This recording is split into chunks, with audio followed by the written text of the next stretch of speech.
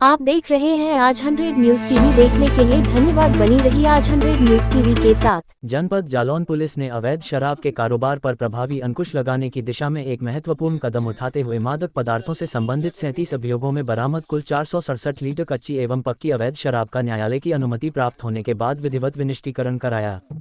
ये कार्रवाई माननीय न्यायालय के आदेशों के अनुपालन में पुलिस अधिकारियों की मौजूदगी में पूरी पारदर्शिता और निर्धारित प्रक्रिया के तहत संपन्न की गई। पुलिस अधिकारियों ने बताया कि बरामद अवैध शराब को सुरक्षित रूप से नष्ट कर दिया गया, जिससे इसके दुरुपयोग की किसी भी संभावना को पूरी तरह समाप्त किया जा सके। जालौन पुलिस का कहना है कि जनपद में अवैध शराब के निर्माण, तस्करी और बिक्री के विरुद्ध अभियान लगातार जारी रहेगा।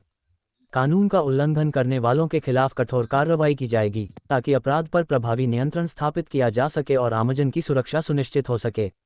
आप देख रहे हैं आज 100 न्यूज टीवी। जालौन से रिपोर्टर अखिलेश कुमार।